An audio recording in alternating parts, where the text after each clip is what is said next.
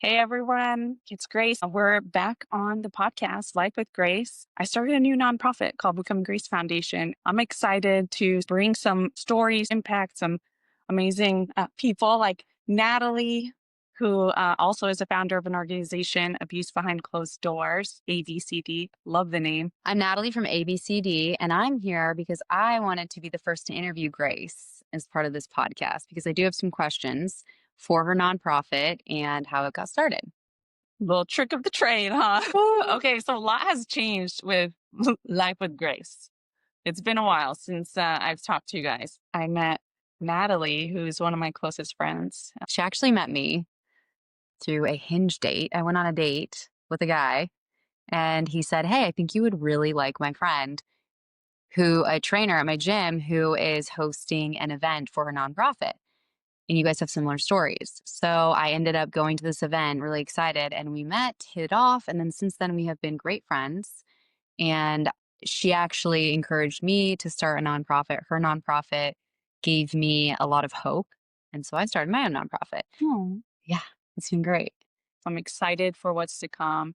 Last year was a lot about planting the seeds and really doing the hard work of just buckling down and working. This year, I feel like is a year where we're going to start to see some of the fruit of the labor. Yeah, and I've noticed that in Grace. This year has really been definitive for her and that she's moving forward with power and strength. And last year, having been in the nonprofit world and really supporting her, I noticed that it was a lot of laying the soil, planting the seeds, and it was a lot of hard work. We both started our businesses based off of our experience. And so I was talking to Grace earlier, asking her why, like, what's the motivation behind you continuing the nonprofit? Starting it, yes, but like, what keeps you motivated to continue it? So I'm curious why. The why?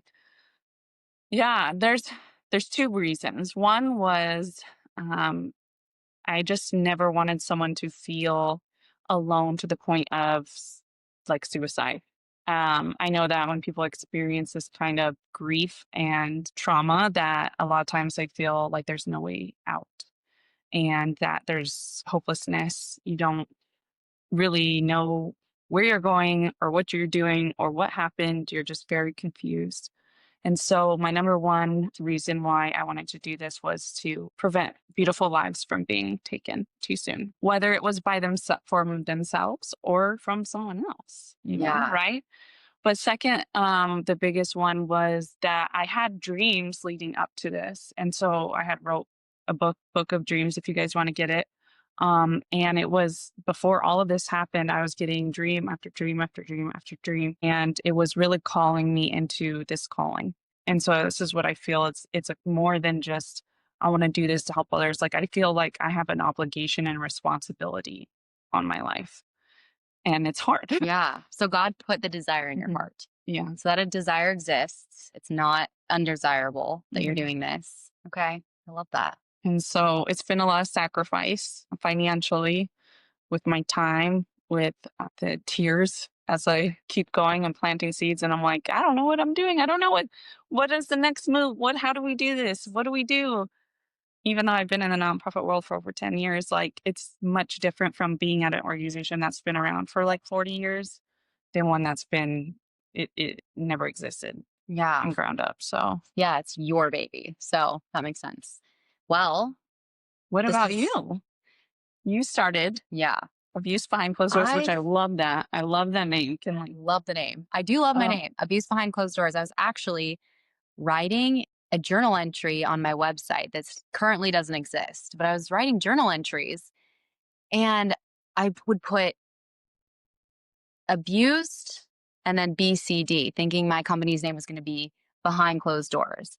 And as I was reading it, I was like, abused BCD. Wait, A BCD. And I feel like that was a spiritual yeah, I love it. recognition. Yeah, it was a great name. I started it because I lived in a really small town, in a place I didn't grow up in a place I had no family. I married in this really small town.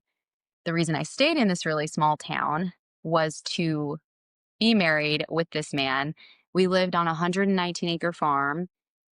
I was excited to be married. I was excited to have a family, and I thought I was doing it all under the provision of God, only to find out that once the doors closed, once the marriage happened, there was a lot of abuse that took place. And Mhm. so my nonprofit primarily focuses on providing women financial help who are going through the court system because during my divorce, there's a thing called abuse litigation. I was abused in other ways, but most specifically, one of the most harmful was through the court system. Mhm. I had a very difficult time navigating that. Luckily, I had family to support me. And my thought along the entire way was, how does anybody do this without family? Luckily, I have parents who are housed, who are financially responsible. So I was able to lean on them. But what I realized is other people don't have that. And what I was facing was almost impossible had I not had my family. That's how I started Abuse Behind Closed Doors. My primary focus is really just funding women who are in similar situations. Not many people know this, especially in a small town. There's a lot of corruption in small towns, especially within the judicial system. Mhm. And it's very possible to distort the law and ruin somebody's life. So that would have happened had I not had a support system. And I hope to be that support system for other women. So far, a lot of my work has been spiritual and emotional help and some guidance. Because if you could name anything that you're going through in the court system, I've been there. Mhm. And so I learned by the fire. And when women come to me and ask, whether it be what to say in a text message or how to confront their abusers, whether it's the lawyer, the judge, or the other party, the spouse, the husband, I specifically work with women. So they're not caught in some of the things that I was caught in. I had to hire 3 different attorneys. Luckily, I had the advice of 3 different attorneys who helped me navigate that. But abuse, whether it's like seen or unseen, happens often behind closed doors. Oh, yeah, Mhm. absolutely. And now the violence is, like, spreading, but in front of those doors, I mean, we're seeing it everywhere, Yeah. and so I think it should be top of mind for everyone when it comes to, like, our safety with our kids, our safety and as a community, our safety, in our mind with, some of the psychological abuse that's happening all over the world with media and propaganda and all of that. And so it all really relates. And I think a lot of people don't, and I didn't know how much we're inundated with it. Mhm. It's It's, true. but one thing I do want to say is one of the huge reasons is that legal abuse. Because when it comes to litigation abuse, that's one of the number one ways people become homeless, and that's the number one ways why it takes years and years for anyone, whether you're a woman or a man, because it can happen on both sides, why they can't keep moving forward. Mhm. They're stuck for years, years. I mean, it could be 5, 10 years. And there's strategy around being able to get through that season. But if you don't have that strategy from the beginning, it's going to be a hard road, whether it drains you financially or, you lose your kids and do parent alienation. Then you lose time to see them grow up, and that's what makes me really sad, especially the women. They had the child and Yeah. then their rights are taken away and they're not even able to see them as a toddler grow up and have that. So yeah, that's definitely one of the number one is financial aid for sure. Yeah. And I think if you, I'm speaking from the perspective of a woman because I am a woman, so I can Mm. empathize in that way. And I know men experience it as well. But again, my focus is women because I understand it from a woman's perspective what it's like to have your child torn from you, to be abused in that way. Mhm. And something that's really common among this group of people is that they give everything. So they give everything financially, they give everything emotionally, spiritually. So many women on their knees, on their hands praying all the time because of the situation. $400,000 in debt often or more. They have given their time, they have sacrificed so much. And at the end of it, suicides. Mhm. So if you're in so deep and you've tried everything you can, you feel like your only exit is to just be gone. And sometimes that happens at the hands of the woman. There has been many instances where a woman just can't take the amount of pressure, Mhm. especially when they lose their children for no legit reason and they are they are victims. And it's not even just losing their children, like, they're also, like, harassed during that time and belittled and, manipulated to a, "You're a horrible mom, you're a horrible this person, look at you, and then it's not even just taking the kid away. It's like, "Oh, I took the kid away, and guess what? I have this power over you. Oh, you can't do that. Oh, you can't do that because it's mine. It's what I say." So there's so much more than just even the initial part of losing the kid. It's the years. Okay, now it's years of psychological abuse, financial. Yeah, it's warfare. It's It's literal warfare. warfare. Yeah. Yeah. I think it's our mission to give hope to women. It's our mission to heal families. If we're talking positively, it's like a mission to heal families, to raise women and children, and hopefully men, Hmm. but to raise women and children in an environment that's fruitful and healthy for their mental, spiritual, physical, Well, world. well, our role for Becoming Grace Foundation, we focus on women and children. Why? Because I think the men can, someone else can handle them, but I want to focus on the little children, the Yeah. boys that are becoming men, because that's where you have the most impact, where you can prevent a lot of that trauma or re-traumatization. You can give them, you can see hope in the future and see how they can take that bad situation and become this amazing, brilliant man and strong for the family. And so that's why we focus on the men as Yeah. as children or young Yeah. No, young that's a good point. teenagers. Yeah, I'm glad you mentioned that because I have heard, well, men go through this too. Men go through litigation abuse as well, and that is so true. I'm not negating that. I believe in most circumstances, not all, I believe that a man needs to be led by a man. And that Hmm. is one thing that I've come to realize, like, my mission is not to save men, it's to save women and children. And I believe that other men are equipped to help men, to speak to them, to raise them as Hmm. like fathers. Yeah. Yeah, So absolutely. that's why Amen. I'm not, it's not my wheelhouse. Yeah, Men are not. amen. Like y'all can do that. Yeah. But we'll have impact and influence on the young ones, Yeah. To um, protect them. to protect them. Yeah. Yeah. Because, one thing that I think needs to be made apparent is that the fight is often between the husband and wife, if we're talking about that sort of marriage dynamic, and the kids, they experience, what's the word? The Like, crossfire. yeah. Like they're used as a manipulative tool then to, you know, get what they want out of the situation, right? So like maybe the one abuser will utilize some of the kids to maybe manipulate the situation or further abuse their partner through the kids. Yeah. So they're kind of in that crossfire of like who do I believe? Like, is it this story or that story? Is it what's happening? And so then they're confused. Yeah, and they were not meant to carry that. No. Children were not meant to carry that emotional baggage, and it does affect them. Mhm. And I do believe that the family court system needs to be restructured or abolished because Oh yeah, they use the absolutely. children. Yeah, the children are at the big, like, the family's at the biggest loss. The children are at the biggest loss. Mhm. Like, their formative years, when they're forming their bodies, their minds, their spirits. Adults at least have gone through that transformation, that formation. Hopefully our brains have like fully formed, but Mhm. children are still experiencing that. So if we can protect them at all costs, Yeah. that matters. And I think specifically with my nonprofit, when I have women come to me and ask for financial help, if they don't receive that financial help, that stress bleeds into the child's life and Oh the child yeah. can feel it. And the child they shouldn't feel that. Yeah. That shouldn't be something that they have to carry. Absolutely. Yeah. Yeah.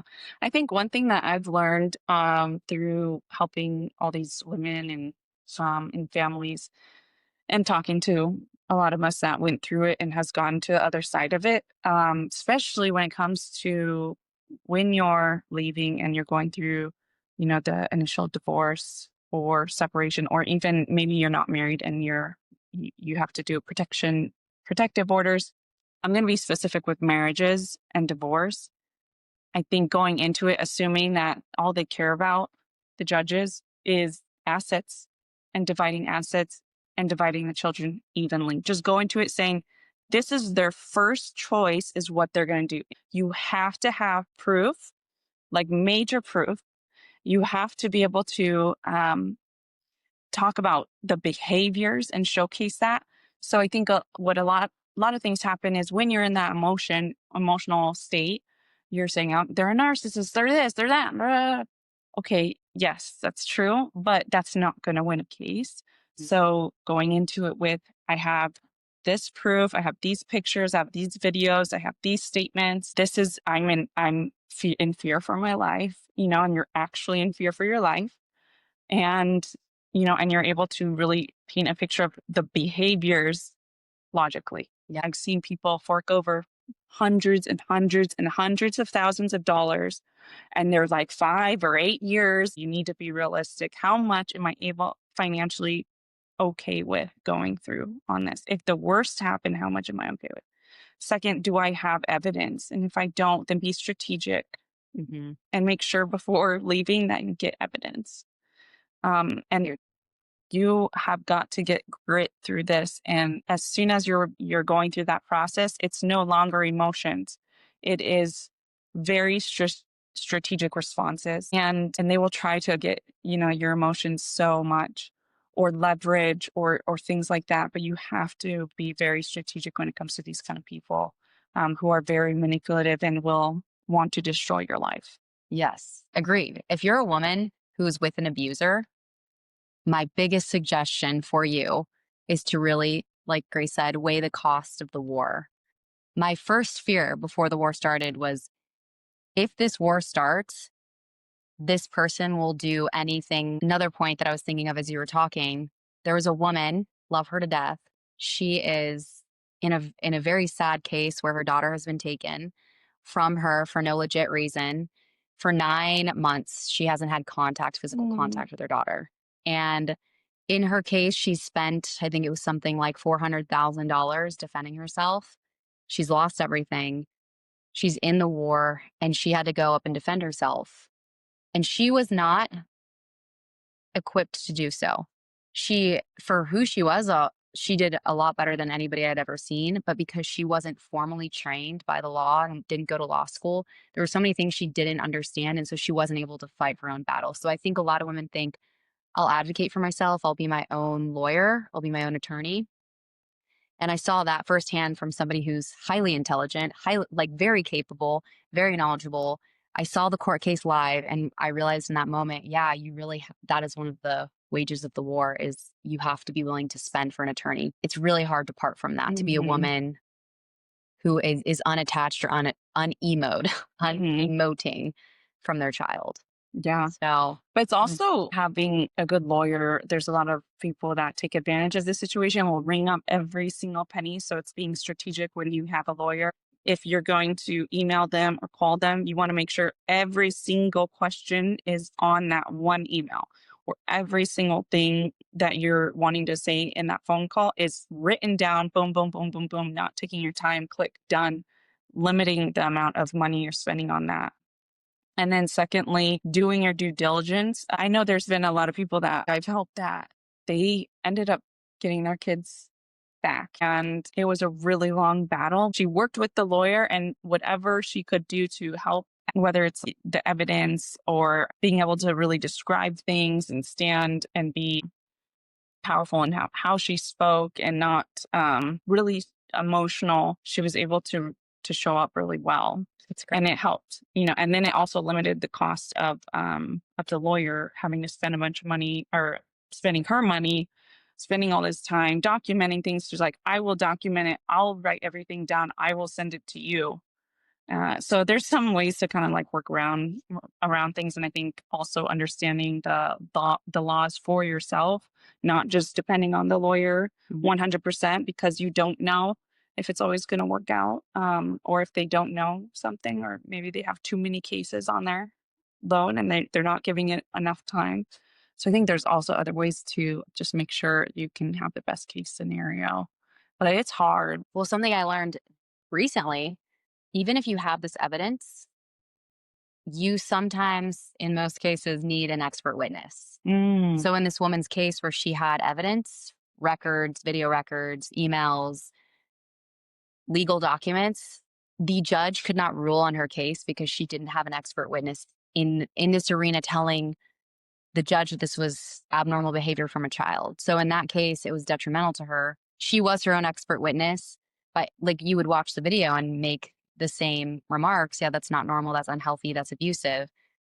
But again, he was a kind judge and he said, I can't rule on any of this because you're your own Oh, expert man. witness. Yeah. So There's there's so many nuances. Yeah, and there's also something I learned is to make sure when you're going to court, you can see who's the judge and look them up and see what they've ruled on and things like that. And so there are some judges that they are really for men or they're really for women or whatever, and they're really hard on these things. And this is what they usually do. And you can ask to switch the judge. Yeah. Yeah. Yeah. Some judges are paid for on the bot and they have connections. You'd be surprised how many attorneys and their law firms raise funds for judges to become judges. And that's something Mhm. that should be on record. And there is conflict of interest. So even looking at those things, is the opposing judge in your case, is their law firm funding this judge, campaigning for this judge at any I didn't know point? that. Pretty crazy. I was told about being able to release your judge and get a new one. I was advised that you have to weigh that as well, because if you opt for a new judge, it could be a worse judge. So you have to really, That's true. you have to judge the judges. Yeah, It- weighing you all have- your own. It's like you have enough decisions you I got to make know. during this time. Let's just add that to the mix too as well. And your attorney, if it's a good one, this attorney should advocate for that. One of my attorneys, one of the three, she said, depending on the judge that you get, Natalie, we will either keep the judge or drop the judge. She understood that some judges were just completely for father's rights, whether there was abuse occurring or not. And she said if we were to drop a judge, we'd really have to weigh the implications of dropping that judge, because the chances of you getting a worse judge are still there. And so that was really eye-opening. Interesting. Yeah, you Hmm. learn. You learn. That's the best part of having gone through all this, is I learned. And I think that was God's plan Mhm. for my life. He has a huge plan. It continues to play itself out, but part of his plan was for me to understand single moms, Mm. single women, divorce. I would have never imagined myself going through divorce. You either. Oh my gosh, no one in my family has gone through it at all. I'm the black sheep. Me Yay. too. So, but of all the siblings, and they're probably going to listen to this, but like of all my siblings, the least likely to go through divorce went through divorce. You know what I So- think though? It's really built compassion Yeah. and understanding and being able to connect with people where I never thought about like use. What? I mean, you kind of heard about it. Like I was in the nonprofit world, you kind of heard about it, in the shelters and whatever. But I never really had a passion for it. I never really had. I honestly only understood physical violence, Mm. and this just opened up a whole new world of like, oh my gosh, that's just what it leads to. Mhm. That's like one of the things it leads to, but there's so much in between that's and then also the human trafficking is very all connected to that too. How abusers can manipulate and how traffickers manipulate is very similar, Mhm. and get their victims. And I didn't understand how they can really warp the mind, and I got my mind entirely warped. I was that what I went through was exactly what traffickers do to children. Wow. And then to get out of that where my brain was scrambled and I was this high up person in this great position, making lots of, good money and known in the community, to not being able to open a drawer, not being able to go to the grocery store, and I'm standing there getting dizzy and like feeling all of these things. I mean, it can happen to anyone. Yeah. It happens to a lot of people. And And it happened to you, and your dad was a pastor growing up, yeah. and your parents had a mutual long relationship, Hmm. and you were hopeful for your spouse, and then Got. you make good Mhm. choices. Like, I know you, Hmm. I have learned you in the last year, and you read people well, Hmm. but you were also influenced by the death of your father. Yeah. And so I think people prey on that. Absolutely. And That's what you're traffickers preyed do. on. Yeah. They prey They find on the vulnerability. in of that vulnerability, and so do Right. abusers too, and so they look for that vulnerability, and then they're like, oh, let me fill this need of yours, let me help you, oh, I'm gonna help you, I'm gonna be this amazing thing, and and it's all this fake presentation, and then they lock you in, and then boom, it's gone. Yeah. And while they're doing that, they're like planting all these seeds of, oh, don't trust your family. Oh, they don't know better. Oh, and then you start to think like them. And then you start Interesting. repeating what they're saying.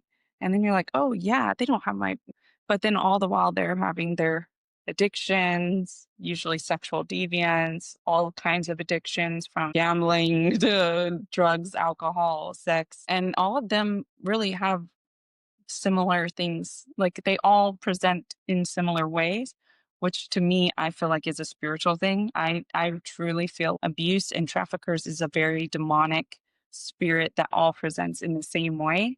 And and is also why I wanted to battle this because God gave me dreams. Mhm. He also showed me a dream of finding kids several times in shipping containers and in places, and I'd open the door and I'd rescue them. And so I think this is just like the start. This is how I know how to start. And so I'm starting where I know how to start and what I can do. And then I know that God will kind of lead me and lead the people to me and me to them in the right place so that I can continue to help. And so I do look out for like trafficking organizations if we can help them. The main focus is I want to break barriers to freedom, whether that's physically, financially, spiritually. I love that. Break barriers to freedom. And you have this Mhm. whole year, the whole last year. How It many was women did you incredible. help? So we had 100 individuals that we helped, including, kids, children. And so we provided over $11,000 towards rental assistance, prevented a lot of people from being evicted, just being able to stay in their home for 30 more days and not have to be in a shelter and not have to worry and stress. We helped provide furniture, we helped provide legal fees, provide over 13,000 in legal fee assistance, helped give presents and sponsored some Christmas presents, and there's a lot of things we did some legal aid workshops and stuff. So all together with the care packages we did, we helped over like 360. Wow. Yeah. But when it That comes gave to me the like chills. financially, it's like more like 100. Yeah. Well, I was even just one need that's being met makes the difference. Hmm. Shoes. You gave shoes. Yeah, shoes. Imagine a child, and as a nurse practitioner, I see this. You have children that don't have they have well-worn shoes. They don't have new shoes. And I have children come into my office who are tripping, injuring themselves. They have a lack of confidence, so they can't show up academically simply because their clothes are dirty and their shoes are worn. And then that's a health thing. Yeah. So I think a lot of people kind of only think about one thing when it comes to like abuse nonprofits. Oh, it's the violence. No, it's the health aspect of it. I mean, whatever you really care about, it fits into that because a lot of it stems from this place. So when you talk about food insecurity, Mhm. okay, what makes you food insecure when you can't afford food? Well, there's all these other things that happen in your life to have that kind of one thing that is presented in the world, right? Same thing with your health, mental health, physical health. Yeah. There was one person that we helped, and she needed new shoes for her job. She had diabetes, and she said my foot kept getting infected. If I miss any job or any work, I'm not going to be able to pay my rent. Because we helped her with some rent as well and as some basic needs. And I said, okay, let's get you some shoes. And she's, oh my God, thank you so much. Now I can keep working and now I can keep paying my bills, and it's simple things like that that I think a lot of nonprofits, they work on a lot of bigger things, but then there's all this middle ground that's being missed that if we can get to that middle ground of all of the little gaps that need to be filled, then they can be stable. They don't have to go to shelters. They don't have to suffer in litigation abuse because they're educated, they're empowered, they have what they need. And the thing that I've learned the most is like these people put so much fear in you. And once you get to the other side, you're like, my goodness, they are nothing. Nothing. Yeah. They're nothing. They're just a little vapor of fear that like was literally the most pathetic thing in the world. And you're like, how was I terrified of you? It is all lies. It's all deception. It's all just this little cloud that you think is so scary until you actually understand your power. You understand you're educated on your ability to make these decisions, and you can just you can do so much and you can get through it all. And there's so many women that have gone to the other side. And then after looking back, that, oh man, if I knew that this wouldn't have happened, if I knew that I would have made this decision. And so then you see all these women who are then they're like, I never want someone to go through that. I want to help. And so Yeah. that's every time everyone wants to do that. They're like, I don't care if I'm suffering inside and I'm still getting back on my feet. I want to help. And so that's what's kind of cool about this whole community is after you go through something so traumatizing, something so deceptive, you can never be deceived again. Unfortunately, I've heard it, but Hopefully. But I think you're more likely to like notice it after going yeah. through it. Well, I think, okay, I disagree a little bit. Okay. I feel that your nervous system can contribute to making the wrong decisions. Mm-hmm. Your trauma can contribute. You know, you hear of women getting out of abusive relationships only to then get married to another abuser. Yeah, that's true. But the theme, like the calling, I think, is when you meet a woman who's been through it. For instance, we are great examples of that. Mm-hmm. I won't make the same mistake twice. Yeah. And even if I felt myself making that same mistake, I pick up on the flags. I never want to go through that again because it was a lot of suffering. And that's the beauty. Mm-hmm. And then when you meet women, like you said, who are like, I never want anybody to go through that again, I'm going to help them to not go through that. Fear controlled me. Fear controls so many other women. Mm-hmm. When I got out of my case, I realized how much fear I was living in and how little these people were. Yeah. They literally have no power over me. All of that was created in my head, although It's being placed in your head, but yes. still there is a responsibility that we take where we can say, no, Yeah. I don't agree with You this. can I control it. disagree with it. And once you get to that part, like, so I understand what you're saying. Cause it's like, Yeah. that was a place and there is fear and they are, threatening. But then once you get, But when you through get that, like when I got past it, the things that I thought were big were actually so small. And I will say though, when you're in court, there is fear to be had. oh yeah. Or, Getting my nursing license for no legit reason, but just lies. Yeah, it's that's scary. The overall thing, I lived in way more fear though than I should have. And I think a lot of women do because I'll hear their stories and they'll tell me all the things they're going through and I can like piece through everything that really matters. Choose the battles. You got to choose wisely, which really matter. Sometimes I hear, and this is not to put anyone down, because when you're in that fight or flight mode, it's so hard to see through the trees. right. But small things like, oh, I go to the house that we share and something is moved on the couch that I put there and he's doing that to be petty. It's like, it's so small. Like there's just, it's hard. Yes, but like you can't focus on that stuff. You got to just move through. Yeah. And it takes time to get to that Yeah. place, there's so many like, Nuances to every, yeah. like it's that. And then like the healing journey is just, oh my Lord, you never think it's gonna end. Yeah. But then you start to kind of, It oh, does end. no, that stuff doesn't bother me anymore. Oh, hi, actually I'm doing pretty good on that, and then you Yeah. start to kind of realize like the strength. I think the most beautiful part about it, you become if you let it, because with anything you go through, you can let it destroy you. You can let it keep you in grief, in nothing's ever going to get better. This is how it's always going to be. I'm too weak to do these things, all the lies of the enemy. But if you can utilize the bad things that happen to us, the hard times that happen to us, like we become this beautiful, strong individual. And I really think has a huge purpose to be able to help those other people through that challenging time if we take the time and responsibility and accountability of our part in healing and in doing that.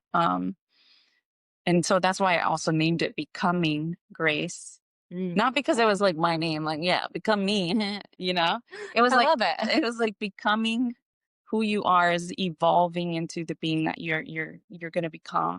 And I want to be a part of that journey of moving you through those barriers, to that. But also grace, is love, God's love. And it's light and it's all the wonderful, beautiful things. It's forgiveness, it's joy. It's all the things that connects us like a web. Like grace is like a connection of webs, right? And community. And so that's why I want to becoming grace, not because of me, but I was like, hey, it's my name. Let's play off of those words, It's pretty accurate. I feel like you do bring people together. Yeah. And then Yeah. The amount of people this woman knows across Arizona.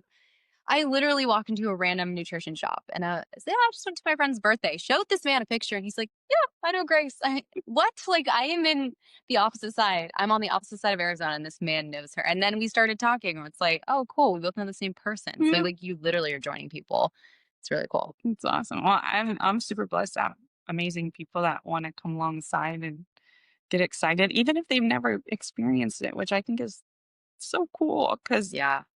it's just every single person that helps, whether it's your organization, my organization, us helping each other, joining efforts, in how we can impact the community or us sharing our stories.